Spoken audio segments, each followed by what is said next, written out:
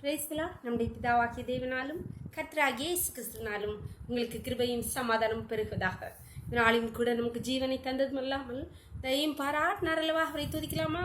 நீர் நம்ப பண்ணின உந்தன் வாக்குகளை, நீ நம்ப பண்ணின உந்தன் வார்த்தையை நினைத்து நிறைவேற்றுவே, மறவாமல் இணைப்பவரே இசையா, நிறைவேற்றி முடிப்பவரே, சொன்னதை செய்து முடிப்பே, நீ முடித்து தீர்க்கு மட்டும் கைவிட மாட்டேன்.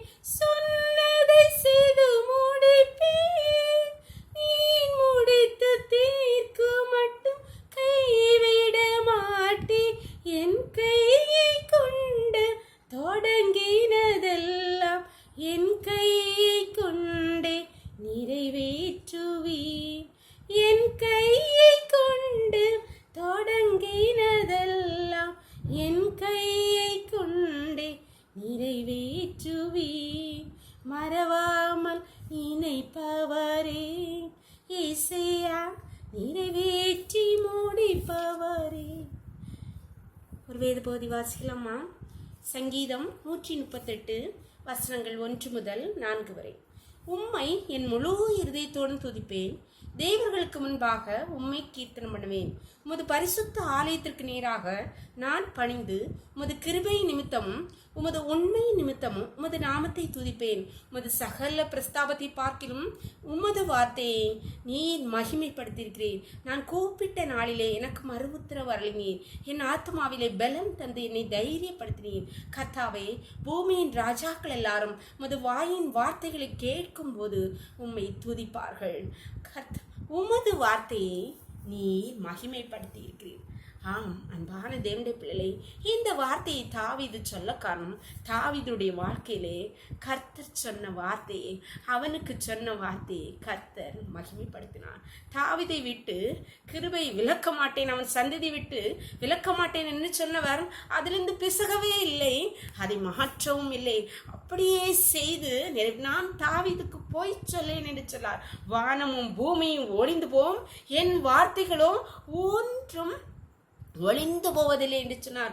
கர்த்தருடைய வார்த்தை நம் ஒவ்வொருவருக்கும் என்னென்ன வார்த்தை சொல்லியிருக்கிறாரோ அதிலே ஒன்றும் தரையிலே விழுந்து போக விடவே மாட்டான். இந்த வேதத்தில் உள்ள வார்த்தைகள் அத்தனையும் நமக்காக எழுதப்பட்டிருக்கிறவைகள். அதிலே கர்த்தர் உங்களோடு வேதத்தை வாசிக்கும் போது எந்தெந்த காரியங்களை உங்களோடு பேசுகிறாரோ அது உங்களுக்கு தான்.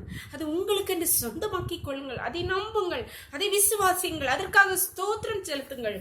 அப்பொழுது, ஏன்னா கர்த்தர் தமது வார்த்தையை மகிமைப்படுத்துவார். அவருடைய வார்த்தை, என் வார்த்தை ஒரு நாளும் வெறுமையாய் திரும்பாதிருச்சான், நான் நினைத்ததை செய்யும் என்று சொல்லியிருக்கிறான். அன்பான தேவனுடைய பிள்ளைகளே, கர்த்தருடைய வார்த்தையை லேசாக எடுத்துக்கொள்ளாதீர்கள், அதை நம்புங்கள், அதோடு பேசுங்கள், அதோடு நடவுங்கள்.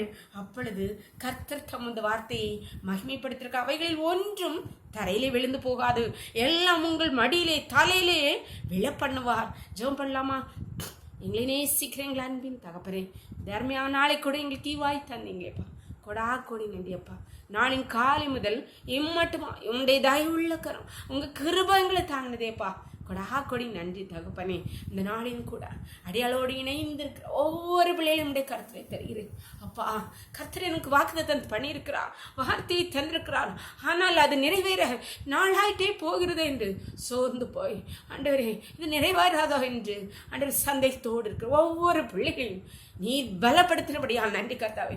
நீர் உம்முடைய வார்த்தையை மகிமைப்படுத்தியிருக்கிறபடியா நன்றி நன்றி அப்பா. அதிலே ஒன்று தரையில் விழுந்து போகாது. ஆமே, நீர் அப்படியே செய்கிறபடி நன்றி அப்பா. ஒவ்வொரு பிள்ளைகளும் உம்முடைய கருத்திலே தருகிறோம். திரவுக்களை மூடி மறைச்சிக்கோ. சகல துதியும் கனமும் வல்லமையும் பலனும் ஞானம் எங்கள் தெய்வாதி தேவன் ஒருவருக்கே செலுத்துகிறோம். இயேசுவின் மூல ஜெபங்கள் நல்ல தந்தையே, ஆமென் ஆமென்.